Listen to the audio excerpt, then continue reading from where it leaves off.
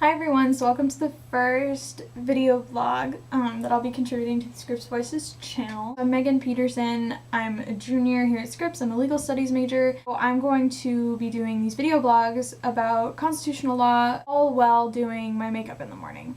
Like, as if you're sitting here in my room with me, like getting ready while we talk politics. I will get into the video now where I do this makeup look that I'm currently wearing. Nothing special, so please enjoy.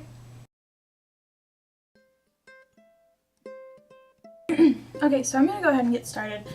And to start things off, I'm going to talk a little bit about constitutional interpretation and like what that exactly means. So one of the most sort of well-known types of constitutional interpretation is known as textualism, strict constitutionalism, strict reading of the Constitution. Justices who stick to a strict constitutionalist or a textualist reading of the Constitution focus primarily on the text of the document. They focus for the most part on what the text means and what it says. So they don't see the Constitution as a document that can mean different things over time. They see it as something that the framers wrote down specific words, and those are the words that we should follow. They'll sometimes refer to like dictionaries of the period, the Oxford English Dictionary, things like that, to determine what the original meaning of these words were. And Justice Scalia is by far the most famous textualist currently on the court. Obviously some critiques of that method include that it wouldn't allow the document to sort of meet new needs that arise after the framers wrote the document. So people on the court who disagree with textualism are people who believe in a living constitutional interpretation. The Constitution is a document that should be brought into new situations, can be used to look at things that the framers never intended or even like knew would exist. So one sort of way this gets applied is consequential reading of the Constitution. So basically the person focuses on the consequences of, you know, whatever ruling the court hands down. And so Justice Breyer and Justice Ginsburg, who are known for doing this.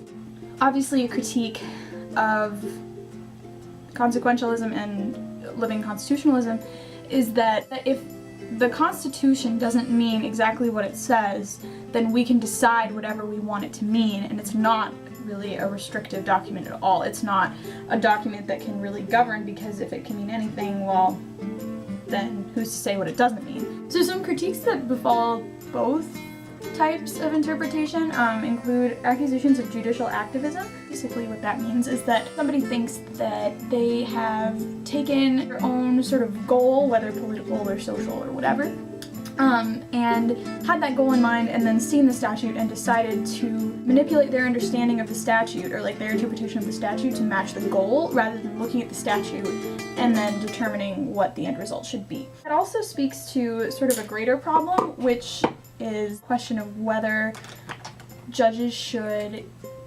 even, like whether Supreme Court justices should even have as much power as they do. Questioning whether the court should be able to pass, you know, these sweeping measures that affect everybody. I think it's concerning that these people that we have no electoral control over have all this power.